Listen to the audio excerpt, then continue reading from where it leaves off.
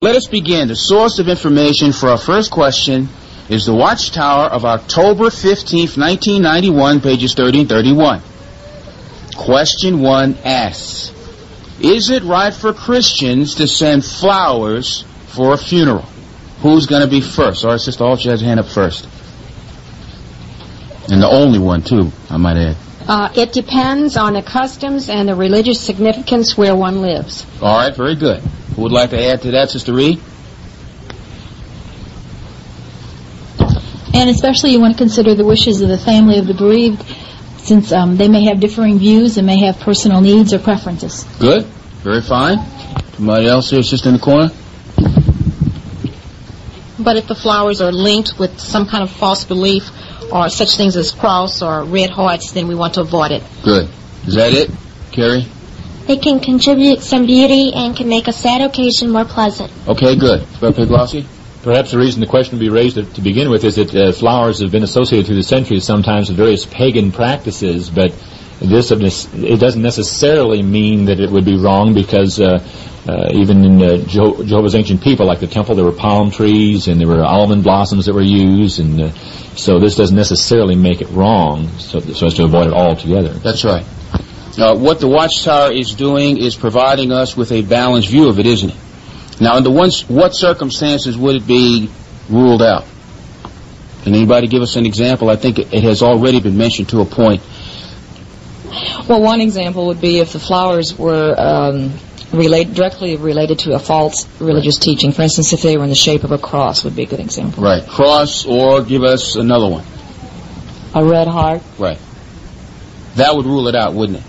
But there are circumstances, of course, under which we would send flowers to a funeral. So, when you find yourself in such a situation where you have to make a decision, wouldn't it be good for you to take out this question from readers and see what would be appropriate and not appropriate? So it was very good, and we appreciate having this information for our benefit. All right, let's go to the next one, the Watchtower of December 15, 1991, pages 12 and 13. When may miraculous healing of the Armageddon survivors take place, and why is this time logical? Sister Tunsil? It would be relatively soon after Armageddon, because there's lots of work to be done in restoring the earth to paradistic conditions. That's right. That's right. Brother Steville? Then along with relatively soon after Armageddon, well before the resurrection begins, because those resurrected, obviously, they wouldn't have infirmities, but they're going to need to be taught, and hopefully we're going to be the ones doing the teaching, so we'd be on the same physical plane with them. Good, yes. Sister in the back? Almost the back. And since we'll be the nucleus of those survivors will be the nucleus of that new earth, and they're promised a happy life, and which no resident will say they're sick, there at Isaiah, they would have to have a quick healing. Okay, good. And how soon after Armageddon did the Watchtower say? Danielle? No, Deirdre. Relatively soon after Armageddon. Now, let us not read anything into that. We have had some say that means the day after. That people will be throwing away their canes and eyeglasses and things of that nature. That is not what it is saying. It says relatively soon, and so that's what it means, relatively soon. So let's not put anything in there that is not there. But it does make sense, doesn't it, that people with physical infirmities could do very little to help to restore the earth to a paradise, and because all of the work that is necessary would mean that people would have to be in good physical condition, wouldn't they? Now, how does this differ from resurrected ones? Anybody want to make a comment on that? Is this any different from the situation with people who will be resurrected? Sister? We know the resurrected ones will come back whole. They won't have arms and limbs, they'll be blind, and so forth. Okay, good. She's correct, isn't she? So it's not the same thing, is it? And go right ahead. I was just thinking, too, that the resurrected ones will have new bodies, but we'll have the old bodies, but they'll be renewed. Yeah, fixed up a little bit, right? Yeah. All right, let us go to our next one, the Watchtower of January 1st, 1992, pages 8 and 15. In Japan, 45% of all publishers are regular pioneers. Isn't that incredible? Why so many pioneers, and what can be done to foster the pioneer spirit in our area? Now, sister right there. When they were asked that question, they said because they love Jehovah. All right, good. Any more detail? Brother Pinkley? Well, one of the things I recall that referred to the Japanese people are just naturally it's a habit to work together unitedly, and so they like that, working as a team like that. All right, good. Sorry. Let's see. Our brother in the front of the back. The point was made, too, concerning their dedication. They've always been the people of dedication. During the Second World War, 3 million sacrificed their lives for the emperor. And so this dedication spirit carried over when they learned the truth, and they served Jehovah with the same love of dedication. Wasn't that point made in our Revelation book a couple of weeks ago? Remember that? And it was talking about the Japanese in a situation where they worship, what was that man's name? They thought he was a god, Brother Getz? Hirohito, but when he disclaimed that he was a god, then it was a vacuum for the people. And so when the missionaries got over there, they filled that vacuum up. That's exactly right. And they turned that devotion over to Jehovah God, and that is one of the reasons why they're so zealous in the ministry. Do you know what conditions are like in Japan? Do you think that we are better off than our brothers over there economically? What do you think? Well, let me give you an example of what it is like in Japan. Japan is about the same size as the state of California, and Japan has 200 million people living in it. The United States has a little over 200 million people living in it. So conditions in Japan are almost like having everybody in the United States living in the state of California. Would you say the population is dense? Do you think they work their territory quite often in Japan? Yes. So really, we have a better situation than they do economically, don't we? But what is it that motivates our brothers over there to share in the full-time service as much as they do? What is it? Wait a minute, little fellow in the corner there. Love for Jehovah. All right, good. Now, but don't we all love Jehovah? So can you give us a little explanation of that? In other words, they love him, we love him, but 45% of them are regular pioneers. So what point can you make of that, Brother Curtin? In the article on page 15, it says that dedication means much to Japanese people. And when they dedicated themselves to Jehovah, they really meant it, and they strive to do their best to live up to it. Very good, yes. Let me tell you what it's like here in this branch, and the society is very concerned about it, and we mean the United States branch. When we were at our special sessions in December, the representative from Brooklyn gave us this statistic, and it was unbelievable. Last year, in the United States, 15,000 pioneers got on the list. But at the same time, 14,000 got off. So it was only a plus of what? 1,000. And already this service year, more people have gotten off the list than have gotten on. So if it keeps up, at the end of this service year, it's going to be minus. So, are we losing a lot of pioneers in this country? Yes, we are. We have from this circuit 18 people out of 23 going on, 24 congregations going to Pioneer Service School in August. That's not a lot of people. We have lost 67 pioneers over the past year, and 18 more came on. So are we on that minus thing right here in the circuit? Yes, we are. And do we need pioneers now more than ever? Anybody have any reason why? Why do we need pioneers now more than ever before in human history? Brother Pinkley. Well, there's more publishers, and there's more territory to work. There's just much more growth going on every year, so it's going to take more pioneers to do it. Very good. And isn't that in harmony with the scripture that Jesus quoted, Matthew chapter 9, verses 37 and 38? What did he say? The harvest is... The one-word answer, I don't think we need to make. Go ahead, Sister. Harvest is great. Right, but the workers are few. So what are we supposed to be doing with the master of the harvest? What are we supposed to be doing? Begging him for more workers. That's right. So we're begging him to send more workers in the harvest, but it is almost like we are saying, here I am, send him. Can we answer our own prayer?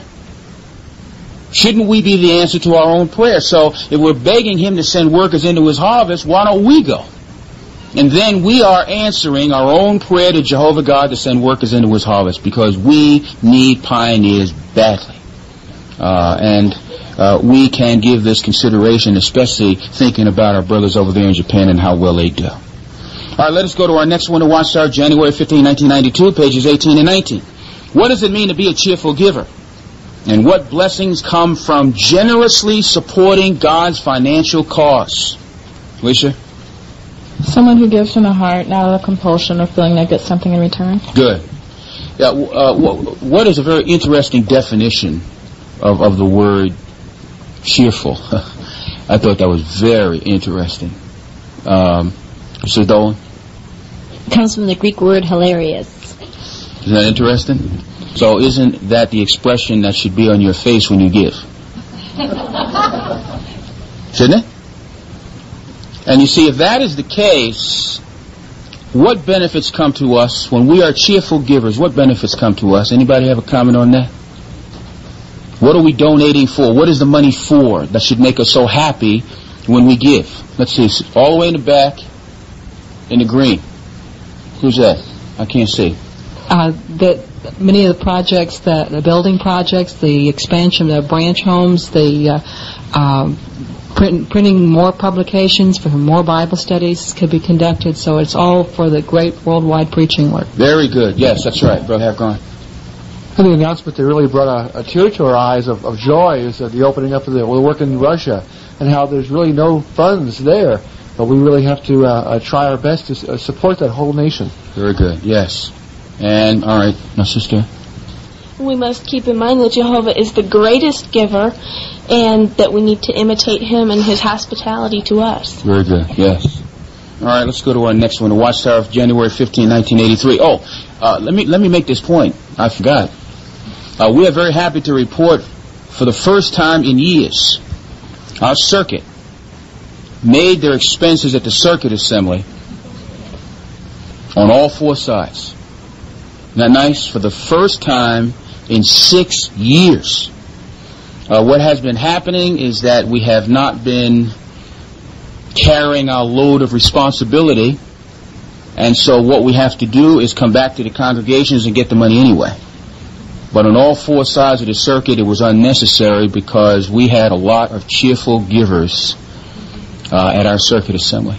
It was nice to see that people were more conscious of the food situation. Remember, the point was made that we are eating 1/3 more food, and we have been having children do what with the food? What have they been doing? Our brother with the mic. Wasting it. Yeah, and in some cases, the whole thing, not just one bite or something, the whole thing, the society said, winds up in the garbage can. But it seems as though parents are very conscious of this, and we bore our load of responsibility, and so we made it on all four sides. The brothers were very happy about that.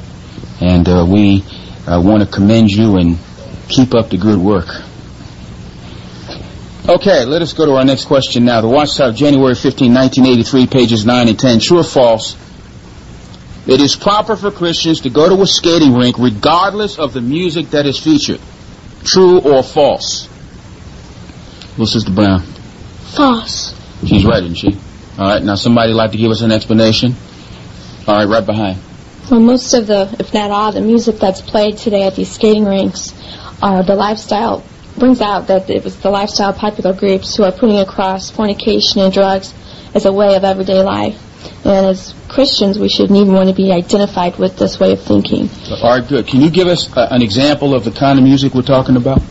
Does any of it have a name for any of this music that features the things she just spoke about? Danielle? Rap. Rap. Does rap fit into that category? Yes, it does. What does anybody know about rap music? Anybody know anything about rap music? His hand is up. We got to call on him, don't we? There's lots of bad words in it. That's right. Is he correct? Anything else you know about rap music? You don't know anything? I'm going to tell you about it in a minute. I just want to see if you know. All right, Brother Pinkley? It's loud. Okay, yeah. Absolutely right. You don't know how they can stand it sometimes. Anything else you know about rap music? Do you know what the word rap is short for? You don't know? Rap is short for the word rapport. And the word rapport means to have a good relationship with, right? Good rapport with somebody? And in this case, it means to have a good rapport with the what? What kind of music is it, please? So it means that a person has a good rapport with somebody fill in the blank, please. Nobody can fill in the blank. Lauren, say it out loud, Lauren. The world, that is correct. Is rap music worldly? Does it exemplify the spirit and attitude of the world? Yes, it does. Rap music has things in it like sexual innuendos, racial overtones. It has an attitude about it that the way I am is somebody else's fault. In other words, I know I rob and I steal. That's the same thing. I do drugs, but the way I am is somebody else's fault. So what it does is put the blame on the system for the way people are. And that's wrong, isn't it? And there's something else about it. It has this macho, nobody's going to tell me what to do attitude. And in whom do we see such an attitude today? Nobody's going to tell me what to do. I don't care who you are, mother, father, teacher, policeman. I don't care who you are. Nobody's going to tell me what to do. Jason? Say it out loud, Jason. That's right. Isn't that the way it is out there in the world? With these young people with disrespect for authority? And did I tell you that rap music has been banned from... Did I tell you that last time? Where has it been banned from? Just a nice singer? Bethel. Is that telling you something right there? The governing body has banned rap music from Bethel. As a matter of fact, I understand recently they had another lecture on it, and they had this big old thing, and it had all kind of tapes in it after they gave another talk about it. But now, if we wouldn't listen to this music on the radio or on our record players or whatever we have, tape players, whatever, then would you go to a skating rink and skate around to it? Yes or no, somebody? If you wouldn't listen to it on your radio, would you go to a skating rink and skate around to it? Yes or no? All right, in the blue back there, next to Brother Boymel. No. Okay. All right. Isn't that the point? I came across an article in Newsweek magazine that featured Rap's Top 10. Rap's Top 10. And 6 out of the 10 were rated X. 6 out of the 10. The other 3 others were rated R, and there was 1 PG. And the PG one still had all of this sex in there and all about attitude and cops and this and that and the other thing and what you're going to do to somebody if somebody tries to do anything to you and all of that. And it was by one of the most popular rap singers today. He's in a lot of commercials and things like that. And he was the PG one, and it still had all that in it. So again, if they feature that kind of music at a skating rink, are you supposed to go? Anybody got any comment on that? If that kind of music is featured at a skating rink, are you supposed to be going as a Christian? Young fella in the back, look at this. No. Suppose it's only 1 record out of 50. See, we know all of the rationale here. Suppose it's only 1 record out of 50. Well, most of it is good, but they only play rap or some bad music every once in a while. What about that? Anybody got any comment on that? Brother Reed. A little leaven ferments the whole lump, so it doesn't matter how little there is. So wouldn't the answer still be no? Let me tell you something else about these places. All right? Oh, and by the way, I know the one in your territory.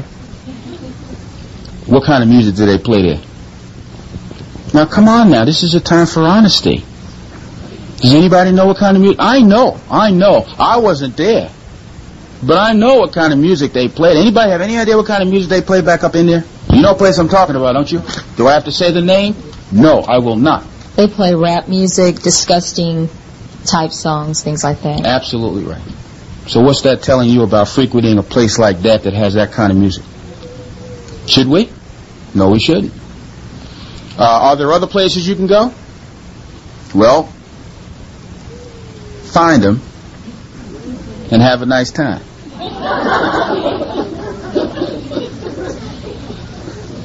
This is not saying people cannot go skating. It's talking about the music that is featured. Didn't I give you a reference way back in 1983? Didn't I? The reference is the Watchtower of January 15th, 1983, page 9. It says, even some skating rinks are featuring this type of music. Would it be proper for Jehovah's Witnesses to be skating around joining in this music? Of course not. But here's something else. So you have this place back here. In New York City, it was called Laces. There were nights when so many of Jehovah's Witnesses were there that they called it Jehovah's Witness Night. Now, who do you think resented the fact that Jehovah's Witnesses were filling the place to capacity? Think now. Who do you think resented the fact when they went down there and saw there was all of these Jehovah's Witnesses in there, sometimes so many that they couldn't get in? Who resented it? Come on, think. You're not thinking. You're not thinking. Deidre, say that loud. So what do you think happened when some of the witnesses came out? Because the worldly people could not get in. Probably a fight. You better believe there were confrontations all over the place. Witnesses would come out, their tires would be slashed, their windshields bashed in.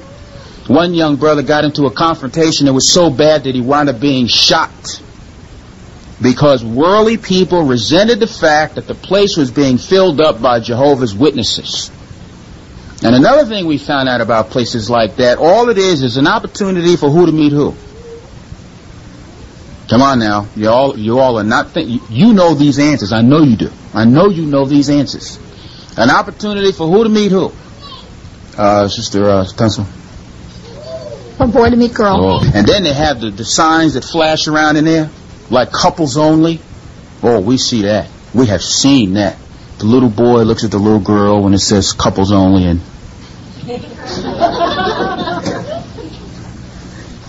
have there been problems as a result of that? Yes, there have. See, when you have that many people under one roof, even if they are Jehovah's Witnesses, aren't you taking a tremendous risk? Because there are people who may associate with Jehovah's Witnesses for social reasons only. In other words, these people still smack a what? What are we talking about here, Brother Studeville? The world. They'll still smack a worldliness, and they'll come into our social gatherings and things like that, and they'll still have these worldly ways, and they can cause problems for everybody who attends. So we are taking a terrible risk. Now, have we not been told about this before, though, friends? Is this anything new? No. We've had this in the Watchtower for years. The organization is telling us. Now, we can have association, but under what circumstances? In other words, if you want to go skating or you want to go engage in some sort of recreation, how should we do it? In huge, gigantic groups, all of these people where you can't control it, how are we supposed to do it? Let's see. Janae?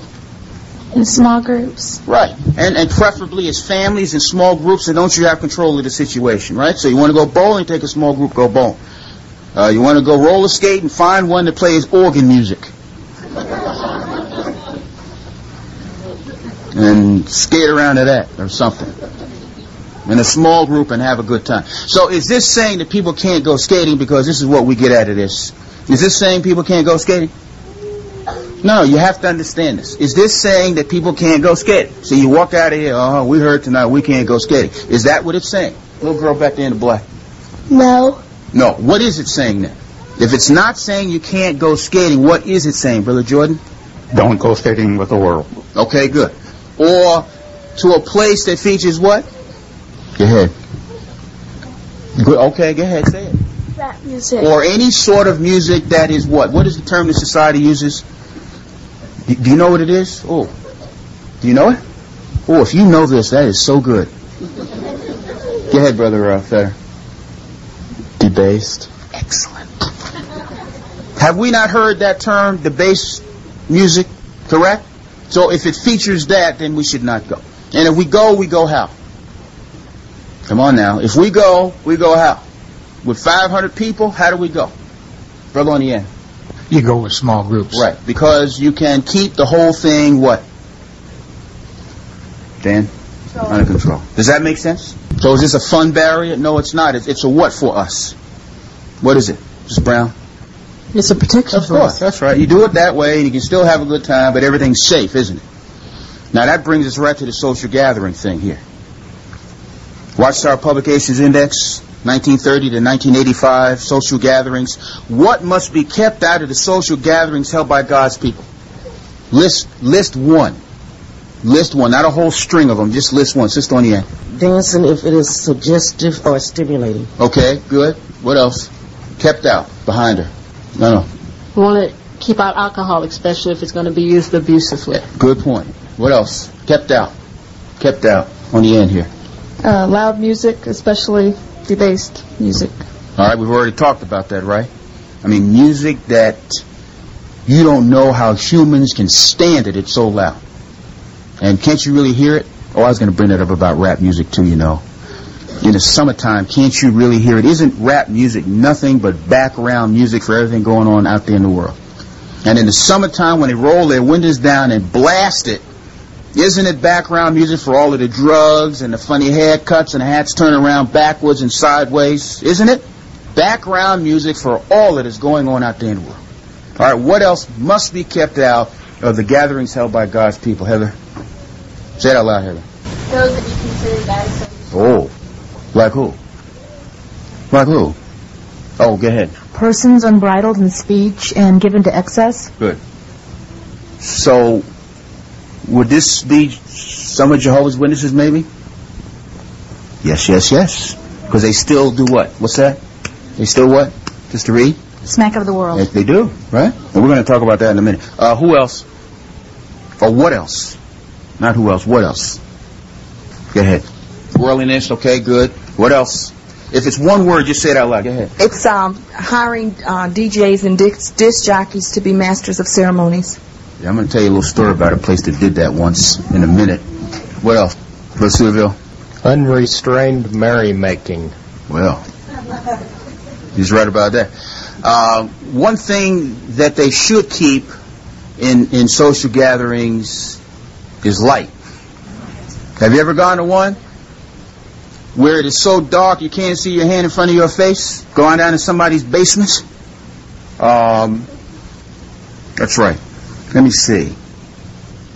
Okay, I'll bring this up now. Should I bring this up now? No, I'm not going to bring this up now. Who should Christians not invite to social gatherings? All right, let's get into the who here. Let's see. Can you just go back there and then give the mic to anybody? I don't know who it is. Anybody? Worldly persons are disfellowship persons. All right, that's okay. All right. Even though some worldly persons may be coming into the truth, correct? Anybody else? Run in the back. Ones you have marked. Oh, that's it. In other words, the person has been marked as a what kind of associate? The curtain? All right, unwholesome associate, because they may not have done something to get this fellowship for, but their conduct is real borderline. The person goes to excesses, things like that. And we are not supposed to have what kind of association with somebody who has been marked? What kind of association do we not have? Lahabkar? Association away from the hall. Okay, all right. Give it a specific word. Just on the end. Close personal association. All right. Another word. We don't have this kind of association with somebody who has been marked. Just then. All right. No, you're right. So we don't associate with them in what way? In what way do we not associate with them? Okay. All right. Okay. Yep, it is a certain way. You know, roller skating, bowling, picnics. What kind of association is that? You know the word now? You sure? Just guess. Be social or recreation. That's it. Can't you still encourage the person as a brother or sister? You can have spiritual association with the person, but no social association with people like that. Okay. They be out. And then these people who are in the truth only to socialize with Jehovah's Witnesses who bring worldliness into our gatherings. And there are people who are like that too. I have known a lot of people, when you say get together or gathering, they're right there. You say meetings and field service, they are hardly ever to be found. We don't want those kind of people at our social gatherings. Does that make sense? And I've heard about these gatherings that are two-part. These two-part gatherings, the first half of it is theocratic. Bible games, kingdom songs. And I know what happened in one of them. The host came down after a certain time and cut all of that off. All right, that's the end of that. No more kingdom songs, no more Bible games. You know what he said? It's time for everybody to get down. Quote, unquote. You know what? It was time for everybody to get out. But I have heard about these two-part get-togethers and gatherings. Now, when would a social gathering be considered too large? Let's get into it now. What are we going to say, Brother Hell? When there's a lack of control and direction. Absolutely. It's too big. That's right. That's right. Anybody else want to give us a comment on when it would be too large? Go Steelville. One article I read said when you don't know everyone who is invited. Oh, that is real good. What kind of a place would make it large, too large? Anybody have any comment on that? What kind of a place would make it too large? Go ahead. A special hall or gathering place? And usually we have to what with places like that? See, this one word means big, okay? Sister, all the way in the corner. Say it out loud. Can you say it? Rent means big, usually, doesn't it? And you may say, but you have to rent out a place for a wedding reception, but let us tell you that the organization has given us another set of rules and regulations for wedding receptions, and we don't put the two together. We don't put a large social gathering in with a wedding reception. That is a whole different situation. So when you say rent, you're talking about a large social gathering. Have we been discouraged from having large social gatherings? Yes or no? And haven't they been doing it for years? So you say rent, it's going to be large. You know what they have said? Ready for this? If it's too big for your what is too big? Anybody fill in that blank? If it's too big for your blank, it's too big. Read. House. Even if it's too big for one what in your house? Are we really getting small here now? What are we talking about? Too big for what? One room. One room in your house. Have you ever seen these gatherings all over somebody's house? They're everywhere. Upstairs, downstairs, living room, kitchen, people going all into the refrigerator. Is that too big? Absolutely. These are the guidelines they have given us. I will tell you what happened. You said about the DJ. I can tell you more horror stories about situations like this that I have been involved in over the years, and they had this place in New Jersey called Martha's Restaurant. I'm telling you because you never heard of it, but don't ever go there if you go to Jersey, okay? And a large social gathering, all of these people were there. It was organized by Sister Socialite, and we tried to tell her, no, I do this every year, and this, okay, all right, you want to do it, you're taking all these risks and everything. Got there, and I'm telling you, it was packed out with people. They had a whirly DJ. And they can be very suggestive, can't they? And he started getting all into his routine and whatnot, and got people so excited that a Christian couple jumped on the platform and started doing this immoral dance. And guess what people in the audience did right after that? Once they started it, then it went all around the dance floor. It was horrible. The thing lasted until the wee hours of the morning. They said liquor was flowing like water. So much so that children underage, when they had some glass of anything and had to be inspected, because even they could get alcoholic beverages. It was a debacle. We had these two ministerial servants, and they like to party hardy, as the expression goes, and they found themselves in a lot of difficulty. Since the socialite, she got into a lot of trouble too. And that brings us to the next question. Who assumes full responsibility for what takes place? Alicia? The host. The host is one. Now, is anybody else responsible? The one who organizes it is responsible. Is anybody else responsible? Sister Reed? Romans says we're each accountable to God. Everybody is, okay. But especially people who are in a position of what? Oversight. Right. You got elders, ministerial servants, pioneers. Because if something goes wrong while they are there, what are they supposed to do? If you're there and something goes wrong and you're in a position of responsibility, what are you supposed to do? Just let it happen? Brother Piglovsky? You're supposed to correct it. Even we had in our Kingdom ministry recently with regard to the convention. Even though you don't know a brother or situation, it's your responsibility to correct it. That's right. And if you can't correct it, what are you supposed to do? Stay? What are you supposed to do? Things are getting out of hand here. We should do this, shouldn't do that, and everybody says, mind your own business. What are you going to do? Just in the corner. You're going to leave immediately. So if it happens while you're there, don't you bear a measure of responsibility?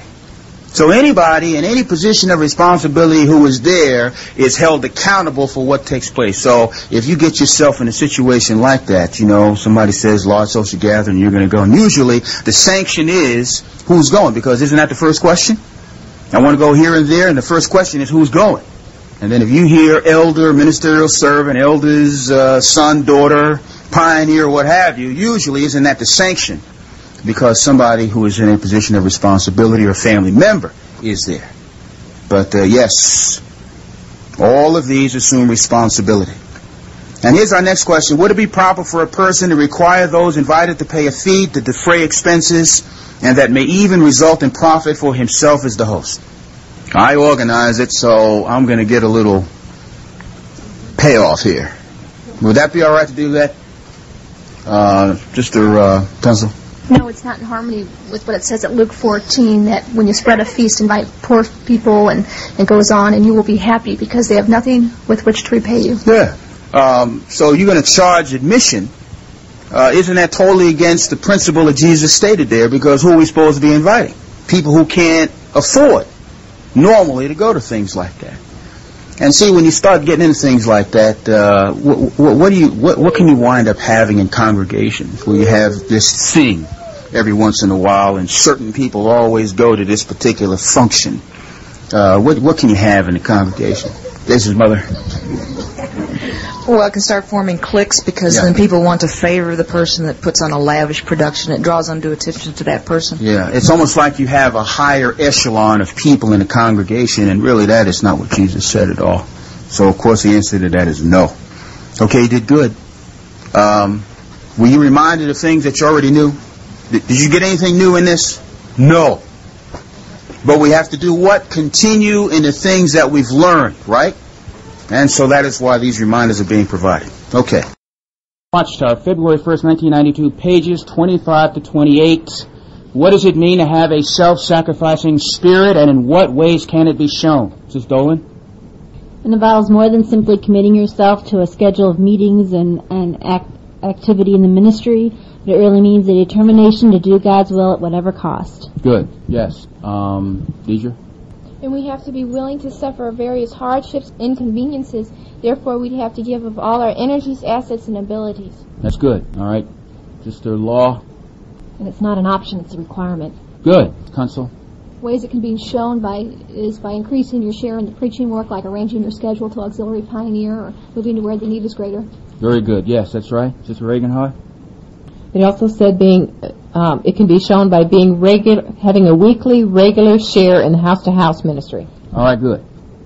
Sister Ivan? Also, a way that it could be shown would be by sacrificing time for personal study, and certainly by limiting things like TV time. Well, yes, that's correct. So it means that we are willing to do God's will, whatever. This is the point we've got to get, Sam. Whatever the cost. All right, good. So what might it cost you? Let us give you a specific. In order to attend the meeting, what might it cost you? What is it that you might have to sacrifice in order to attend the meeting? Jason? It could be a job that may have you may need you to work on nights so that you would have to skip the meetings because of this. We're going to get to that one in another question, but that's good. That's good. What else might it cost you? What might you have to sacrifice in order to attend the meeting? Sister Reed? Personal rest. Rest. That's it. We'll take rest. Because you may be what? In the corner. Who's that, Sister Dawah? Like me, tired. But you see, a self-sacrificing spirit means that you are willing to pay what price? Aren't you willing to pay whatever it costs you in order to attend that meeting? So will you not sacrifice rest? Correct? What else might you have to sacrifice to go to a meeting or go out in service? Tell us something that you might just have to sacrifice. Mr. Wagner? Well, the weather is very cold right now. We have to go in service in the cold. Yes, so you might have to sacrifice. So what are you giving up then? See, what are you giving up? And it's hard to give this up sometimes, I will tell you. Just Pinkley? A warm, cozy place you to stay. You said it. I was going to say it the exact same way. So might you have to sacrifice a nice, warm, cozy house in order to go out in service, especially when it's cold? But what kind of a spirit enables you to do this in order to do God's will? What kind of a spirit do we got to have? Which is contrast to what? We had a Watchtower 78. What is the opposite of self-sacrificing? Brother Guess? Be self-sparing. Good, good. Or self what? The article asked, are you self-blank or self-sacrificing? Anybody know? Now he's right now. Sister Studeville, say it. Self-serving is another good word. We get a lot of good self-words, I'll tell you. They're all good, but give us another one. Brother Piglowski? That's it. In this country, we tend to be a little more what? Honestly, because you had to talk about this at our district convention. Remember? Brother Moore, say it out loud. All right, we'll take that. So that's self what? Just counsel? Self-indulgence. That is correct. Because it seems as though that our brothers in other places are willing to sacrifice themselves more than we are here in order to do God's will. That is something that we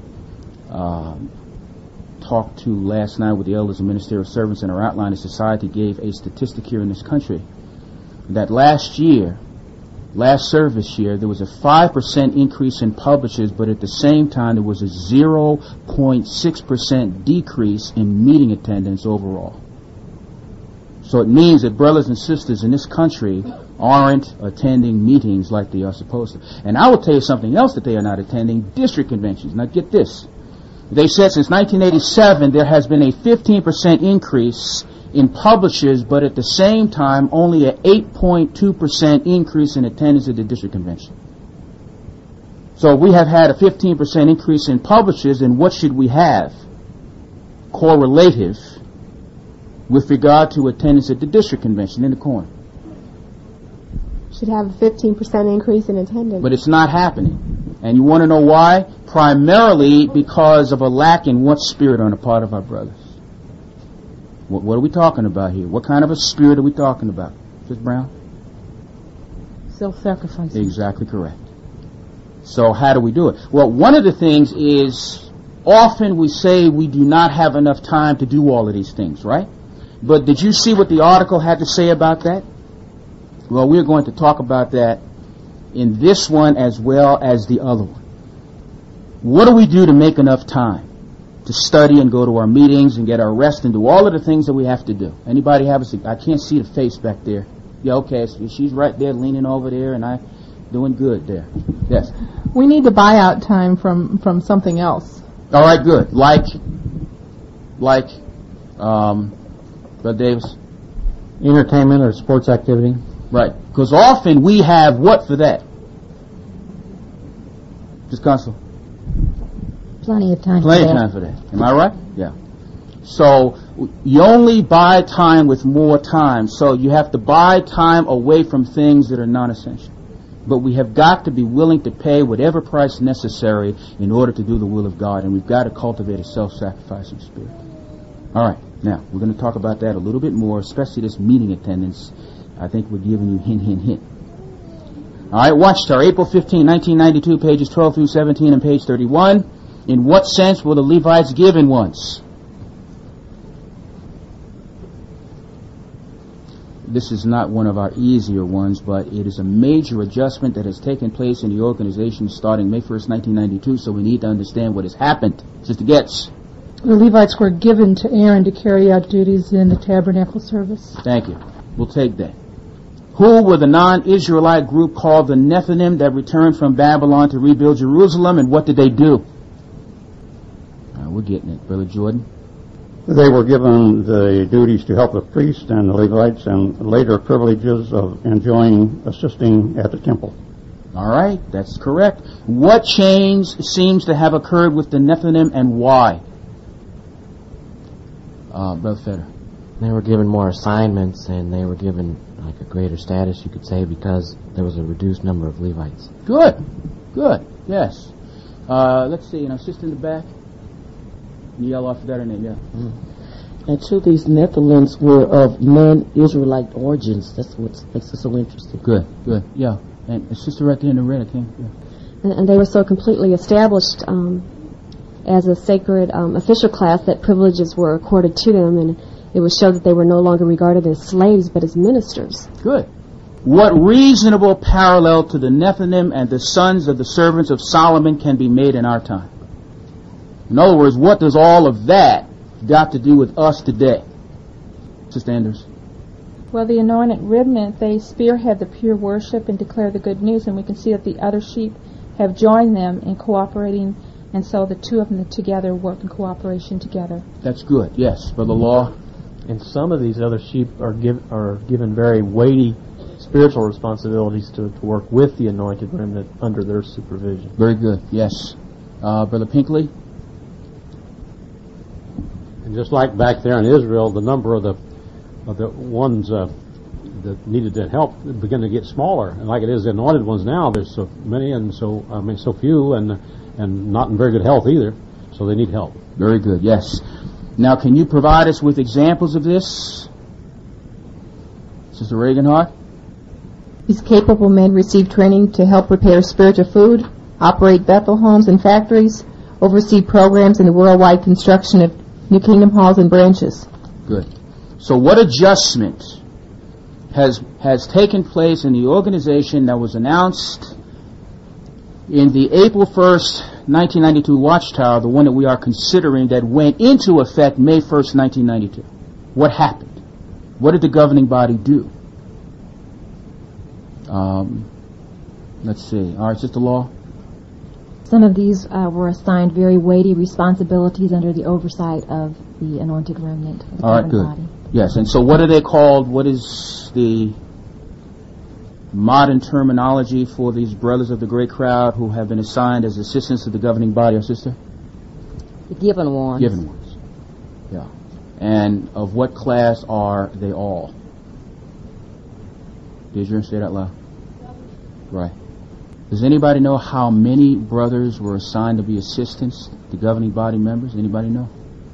Brother Pinkley? I believe it was 16. 16 is right. Very good. And, of course, how many members of the governing body are there now? Well, Brother Abrahamson told us that, didn't he, in his talk last week? Brother Law? 11, right? With the death of Brother Francis, who is now president of the Watchtower Bible and Tract Society. And we should know little things like this, shouldn't we? All of who is Sister Machuga? Brother Henschel? Yeah, that's it. Okay. But we have learned a couple of years ago that it is not necessary for the anointed to be where when. Remember that? Let me just throw that in there. Remember that, Brother Piglowski? I believe the thought was it's not necessary for them to be here when the Great Tribulation breaks out. Right. We used to think that they had to be around, at least some of them, at the beginning of God's new world to open up those symbolic scrolls, but we have learned that it is not necessary.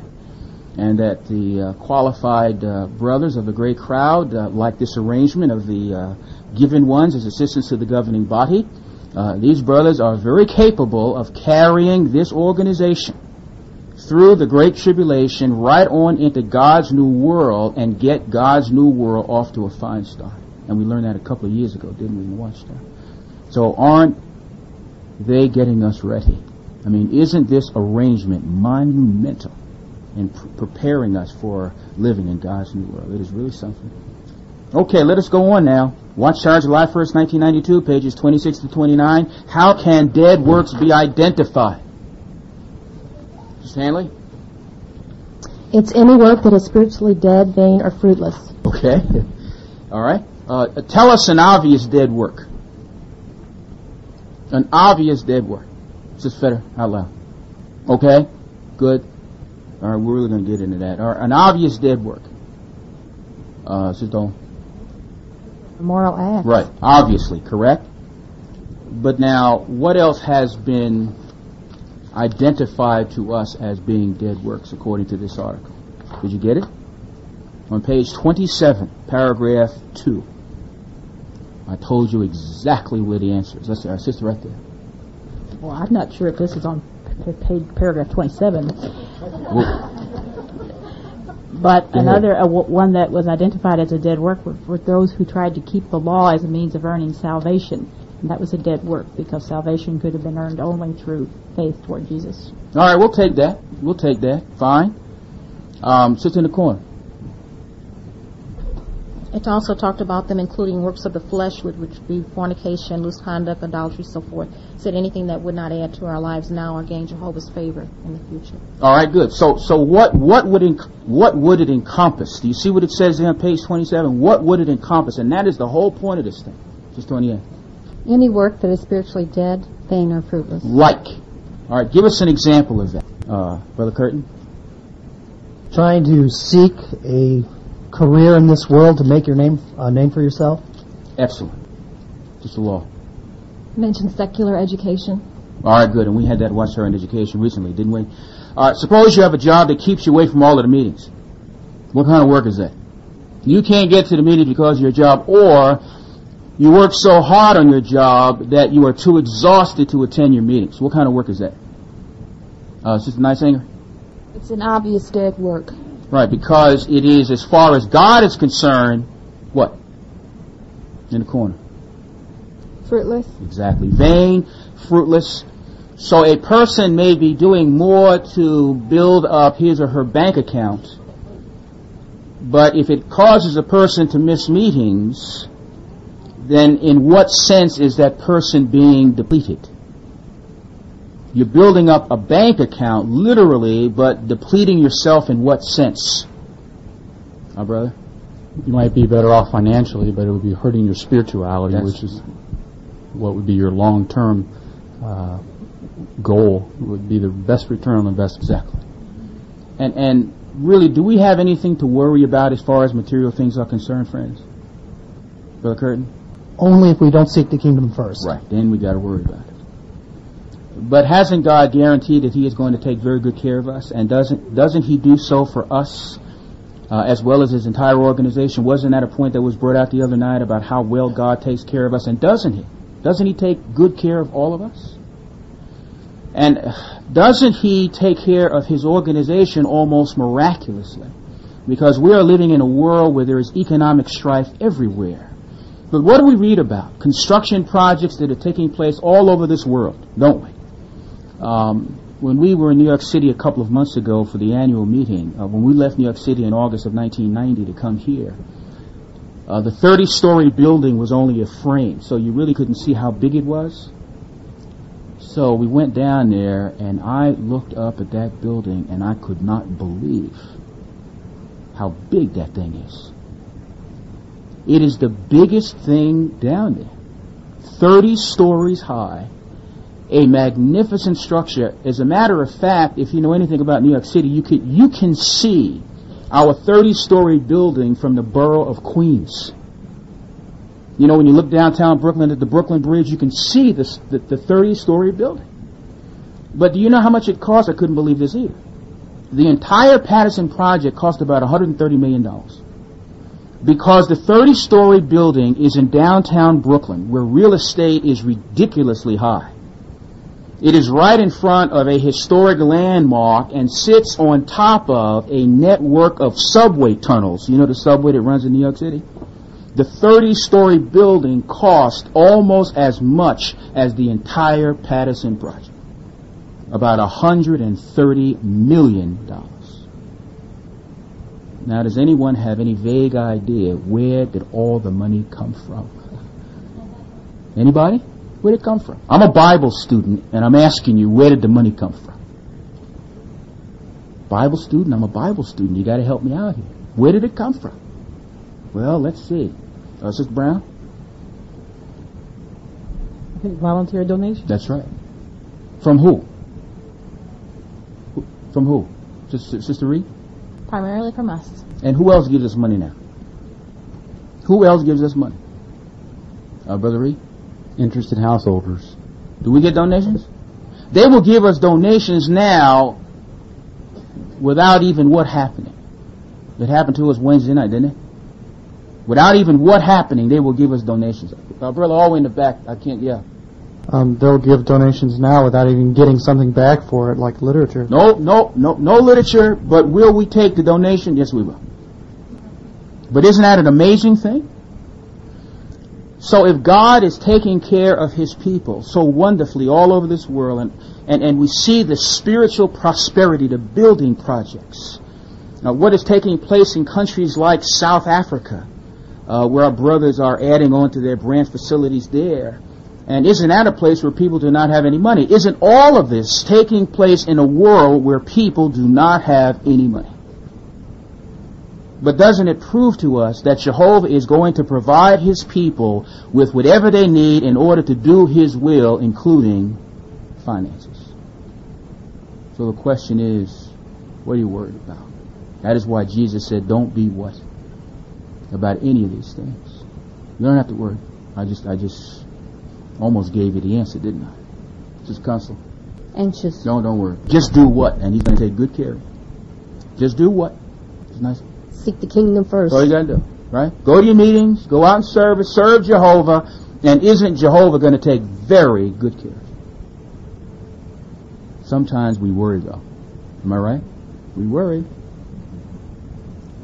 All right, how do you find the time to do everything you got to do? Page 28, do you see July 1st, 1992? You see questions that we need to ask ourselves. Is my service participation and meeting attendance suffering because I have taken on unnecessary secular work? Do I have time for recreation but little time for personal and family study? And then on the other side it says, the problem is, how does one find time to accomplish all these necessary worthwhile works? What is the answer? How do you find the time to do all of these things? Meetings, field service, study, work, rest, recreation. How do you find the time to do all of these things? Our sister right there. Self-discipline and personal organization. Don't you make yourself do things that you really need to do. How about when you go to work every day? Do you want to go all the time? No, but how do you get there? Don't you make yourself do it? Correct? Because it is what kind of work to you? It is worthwhile to you, isn't it? So you can pay your bills, so you make yourself do it. You make yourself get up, and you make yourself go. So what do you think we need to do with our meetings and field service? Just a nice singer? Make ourselves go despite of how we feel sometimes. That's self what then? What do you call that? Self what? I don't feel like going, but I know I got to go because it is a worthwhile work. I got to get to my meeting. All right, we'll take. Okay, yeah, we've got a lot of self words here tonight, right? But when you make yourself do something, it is self, for the law, discipline. Yeah, and then you got to be what? You got to be what? See, if you're running around, as the expression goes, like a chicken with your head cut off, expending a lot of energy and not accomplishing anything, then you lack what? Brother Federer? Organization. You have to be organized. You got to be organized. All right, so your blows are not striking the air. All right. Now, Watchtower, July 15, 1992, pages 19 and 22. In times of emotional stress, how can God's servants find comfort? You try to remember all these names in here. I think I'm doing pretty good. I think I'm doing pretty good with 175 people in here. Brother Jordan? Oh, we never want to isolate ourselves, but associate with fellow Christians, do our best in field service, and pray. Good. All right. What else do you do? We all find ourselves suffering emotional stress. We get depressed and all of this. What do we do? This is a very comforting. Didn't you just have a talk on this? Yeah. I had a talk on it. Can you get somebody in the back? There's a little hand that just keeps jumping up and down. Let's see. Pray to Jehovah for wisdom. Good. Very good. What else can you do? What else can you do? Sister Dolan? Remember that God is aware of our distresses and really wants to relieve us. Good. Sister Anders? We should avoid isolating ourselves. So when you are down, depressed, you've got the blues, you're down in the dumps, what is one of the worst things you can do? One of the worst things, Alicia? Right. Because all you will do if you stay home and you can go is wallow in your misery. Correct? So don't we need the association with our brothers and sisters to do what for us? To do what for us? Sister Davis? To build us up and to make us feel better so we're not depressed. Yeah. Because if you're depressed and then you turn right back around and go into the world without having this, then what's going to happen? You're already down and now you got to go to work tomorrow. You didn't go to the meeting last night. You got to go to work. Brother Curtin? You're going to get trampled on. You're going to feel worse the next day than you did the night before when you didn't go to the meeting. But if you'd went to the meeting, you'd been up for the next day. That's exactly right. Now you can handle it. Now you can deal with it. You miss another one? You're depressed? You go back out there again? What's going to happen? You're going to get trampled on again. Isn't that a fact? So we need the association with our brothers because we can't live without it. That's something to be thought about. But I thought it was very good too because everybody feels like crying sometimes. But what does it say to do here on page 22? See, you're so depressed that tears start streaming down your face. But what does it say you need to do anyway, even though you're crying? What do you do? Sister? I don't have my magazine, but I wrote down, keep on doing what's right even while weeping. Right. So even if you have to do it while you are weeping, you cannot stop doing what is right. Brother Curtin? Yeah, the article mentioned that sometimes you can sow seed with tears, but you cannot give up. And that's when we'll really reap the greatest blessing from Jehovah. Very good. Isn't this encouraging here? That's exactly what we got to do. Is this the law? It brought out that if you haven't done your best in the past, you should try to do it now. Very good. Yeah. And Sister Reagan, it's right there. It said even depressed ones can be well qualified for Jehovah's service. Are we happy about that? Good. All right. Source of information. Please dig into the Society's publications and answer the following questions regarding movies. Some references have been provided for additional material. Please check Watchtower Publications Index under the heading Motion Pictures. We used to put 1930 to 1985, but don't we also have what index? We got another one. Brother Reed? 1986 to 1990 index. Yeah, so we got another one to look in. Correct? Got to look in two of them. All right. Why is selectivity in movie watching, either on TV or at the local cinema, most important? That you just don't watch anything. Why must you be selective in the movies you watch? Sister, Sister Coffee. Because entertainment today assaults our youth with things that shoves aside what's decent or even glorifies what's immoral. Very good. Any other comment on that, based on the reference that we gave, Sister Counsel? So if we do expose ourselves to these, that we could become callous to these badnesses, and we could find ourselves to start desiring these things, and then we could lose our clean standing before Jehovah. Yes. Yes. What is the grisly content of some PG or even PG-13? We didn't put that on there, but same thing. PG-13. What is the grisly content of some of these movies, please? What's in them? Immorality? Okay, keep going. Keep going. Young fellow right there. Violence. Violence. Yeah. Samara? Bad language. Do you have that in those? Yes, you do. Anything else? Brother Jordan? And prejudice.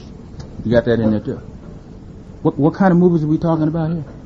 What movies are we talking about have these things in it? Rating again, please. Rating is what we want here. Rating. What is the rating? Look at the question here. What's the rating? Rating. Mrs. Brown. PG. That's it. Now, why have we not even mentioned R-rated movies? No comment on that? Why have we not even mentioned R-rated movies? Just Pinkley. It's just a known fact we wouldn't want to be watching those because of the immorality and that, so we don't even consider them. Is that a fact? Are Christians supposed to watch R-rated movies, yes or no? R-rated movies have been banned from where? Anybody know? Jason, say it out loud. So that's telling us something right there, correct? You watch an R-rated movie, well, they see an R-rated movie in your room, you might be gone. Because the governing body does not tolerate R-rated movies for the Bethel family. But do some Christians still watch R-rated movies? Yes, they do. Didn't we give you some examples the other night?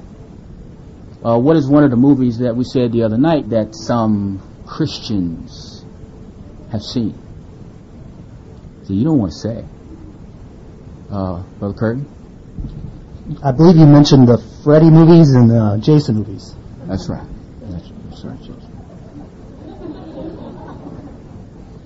Yeah, isn't Jason the one with the hockey mask? And that's Friday the 13th. And then the other one with the double name? Michael Meyer, whatever that is. And that is the slasher in the Halloween movies.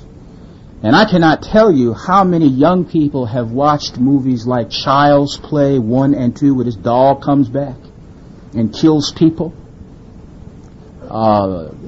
Die Hard and Terminator 1 and 2. I cannot tell you how many young people have told me that they have seen these movies. Now the question is, how do they do it? Anybody got any idea how they do it? How do they do it? How do they see movies like this? Brother Studeville? Their parents allow them to. Okay.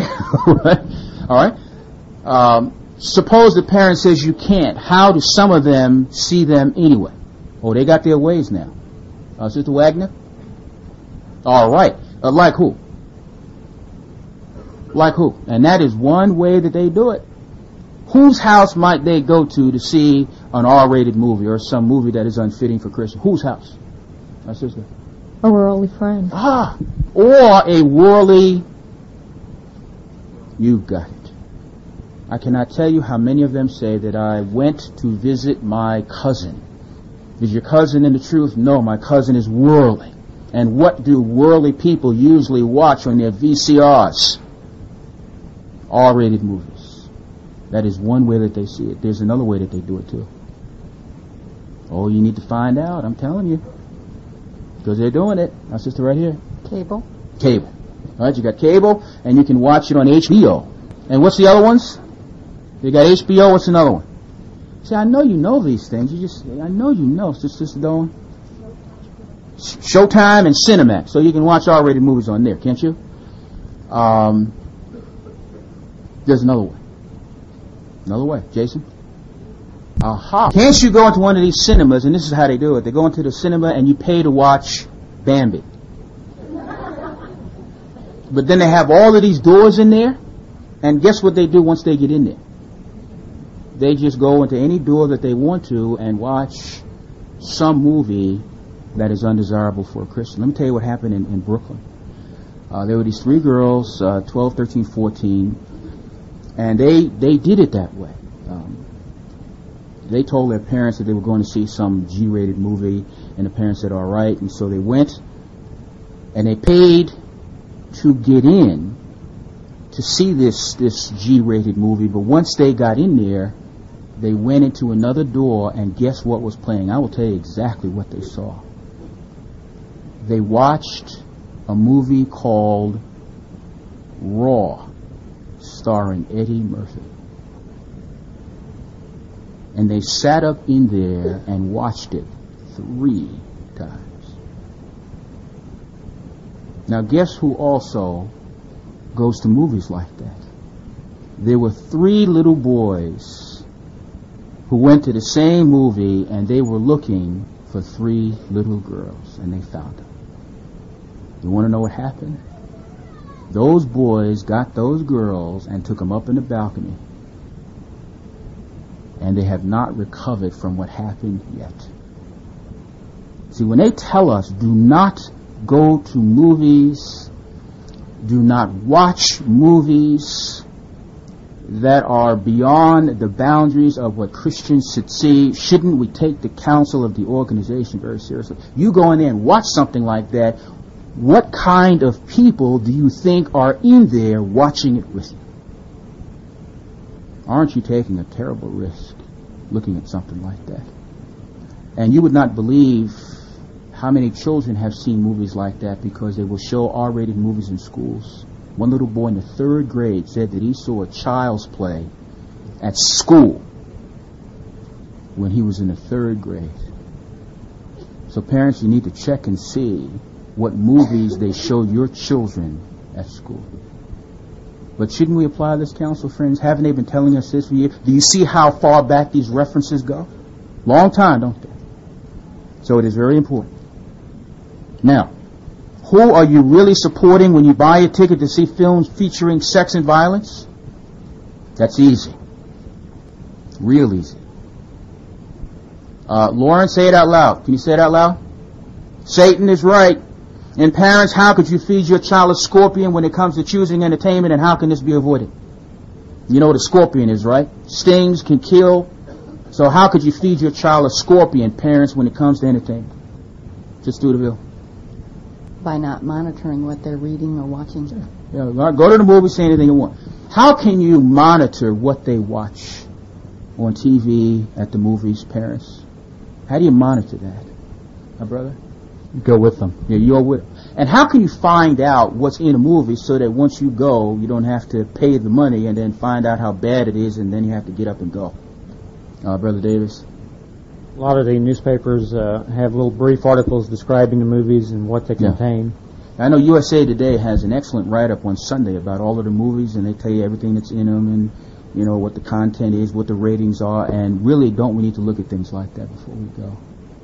But R-rated movies are out, and when you have the PGs and Gs and these other ones, well, you have to be what? What's the word? It's console? That's the word, yeah. Okay, put it up. You did good.